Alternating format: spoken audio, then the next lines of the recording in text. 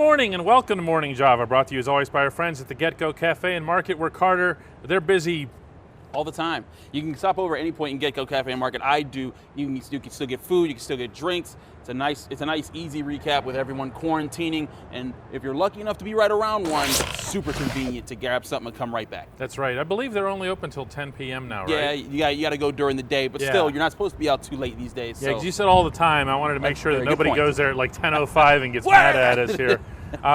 Carter and I are downtown. We're standing in the middle of an art installation called Prismatica that is interesting. It's interesting. Whatever it is. These are prisms that spin with the wind. This is put up. It's one of the many temporary things that the Pittsburgh Cultural Trust puts up in lieu of actual development, instead of actually building things. And yeah, I can say that. They've been sitting on this parcel from 7th to 9th Street for about 20 years now, doing nothing with it. Dang. Why are you coming for them so hard, man? Just it's a because nice it little bothers me. outdoor It's downtown. thing. You could actually develop this into something that employs people, that does some work, and all they do is they keep waiting and waiting and waiting. Dude, they're developing Lawrenceville, East Liberty, Garfield, the Strip, everything, and you can't build something here. You put up art. I'm not sure if this is about sports yet, but that's the way the world is right now, Carter. There is no sports. What am I saying? Let's talk a little bit about sports. Yeah. What the heck?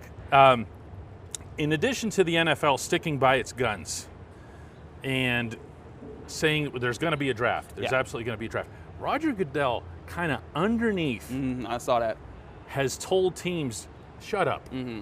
Stop talking about it. Stop talking about it, meaning whether or not it's okay or socially acceptable or whatever else here. How do you feel about it? I feel like the NFL needs to capitalize on this opportunity that they are the only ticket in the country that gets you, or only ticket around, period, that's going to get you at least sports conversation going. And I think Roger Goodell sees this as like, look, we're going to have the draft. We're not going to force people to congregate, and we're not going to, break social distancing. Not doing anything wrong. But just let us do the draft. Stop getting people nervous about it and questioning it and making people mad, because people are at home right now. Everyone's stir crazy. Everyone's worried about something and thinking about things that they don't need to think about. Deion just went on a rant about the Cultural Trust. He did. And so, I think Roger Goodell's like, hey, guys, just keep it down. Let the draft talk happen itself. Free agency is round up. Now everyone's talking about the draft. Everyone's going to be talking about mock drafts and predictions.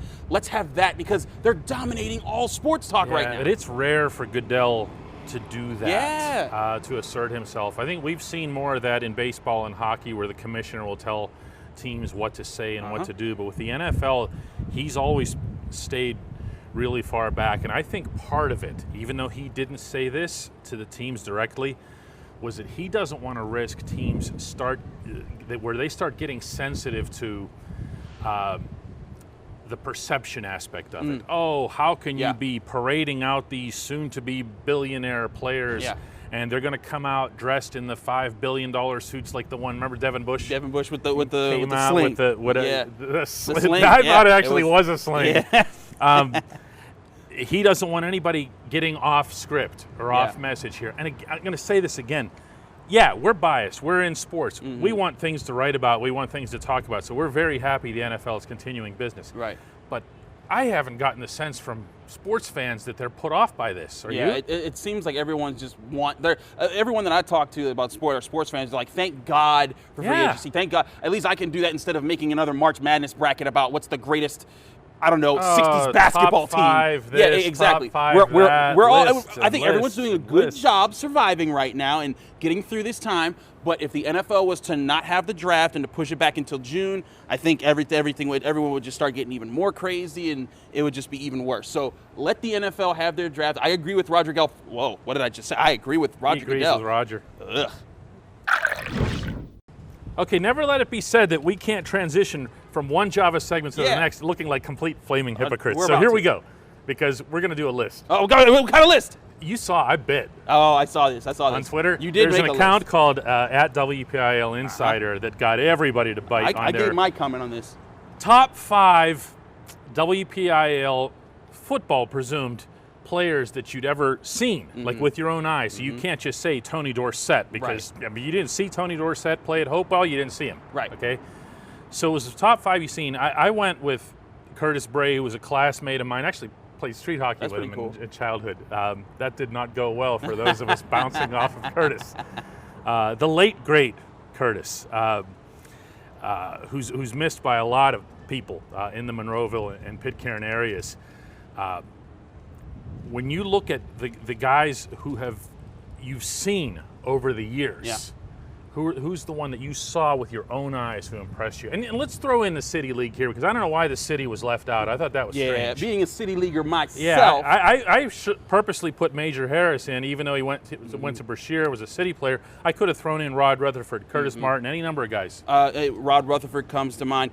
One guy that I never saw myself, but my family was very good friends with, Dave Logan.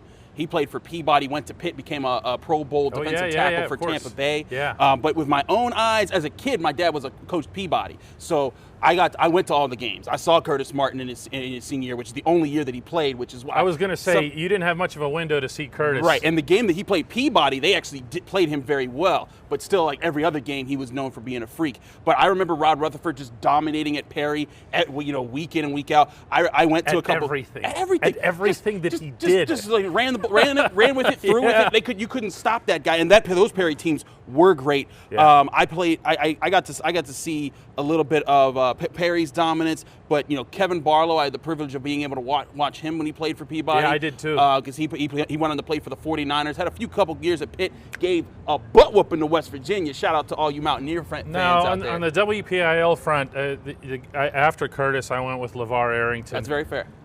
He's the best.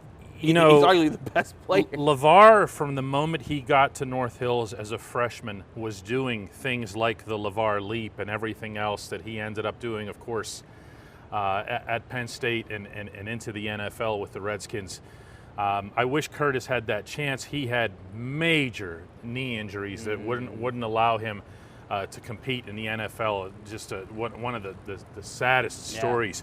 And that is one of the risks in football. Yeah. No matter how great you are, if you get take some knee shots, you get banged up. Other guys that I saw Terrell Pryor out in Jeanette. Right, Terrell Pryor. He's probably the best of my not at Heinz Field. Easily. To me, if you see them at Heinz Field, like that's almost like cheating. Yeah. And you want to see them in their element. Yeah, I mean, I saw Tyler Boyd at Clairton High School. I never got a chance to see Tyler Boyd play live. And it was a blast. Yeah. He was messing with people. Yeah, he was just. You know what I mean? I saw a tape of him in high school, but I never saw him live, so I didn't want to count that. But he was crazy. Terrell Pryor, I just remember everyone was just like, yeah, that guy's going D1. He's probably going to be a superstar in the NFL. Of course, the whole Ohio State thing, ended up throwing a lot of wrenches in his career. But as far as a high school football player, that dude just dominated. Western Pennsylvania, we have so many great football talents that have come from here. Yeah, beyond blessed.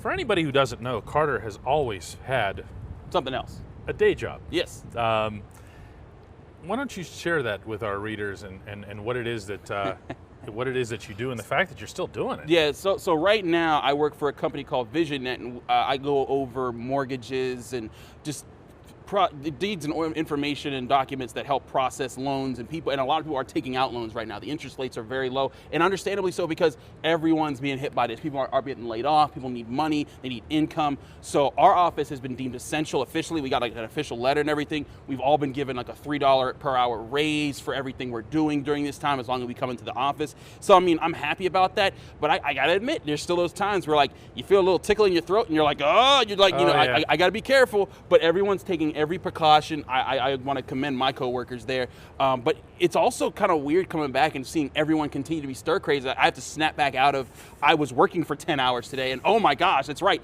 No one else in the world was. Like I come back and my girlfriend's like, hey, I've been on the phone, and I'm like, what oh, that's right. You are at home being comfortable. I have to go into work. It's funny. It's pretty crazy. The designation between what's essential and what's non-essential is more blurred than what I think people think. Right. I think they think it's just like hospitals and a couple grocery stores. No, it's if you supply food, if there's some way that your service is like is helping keep people just alive, not just alive, but keeping life moving in some way. Like people thought banks were closed. Banks are still doing business right now. Of course they are. Yeah. Yeah. It's like, so it's a much broader scope. And like I was saying, for example, everyone, people at my office thought, oh, we're gonna be closed soon. I'm like, I don't think so. I cleared over 100 mortgages on Friday, and just going through them and making sure they're going to the right county and what their codes are.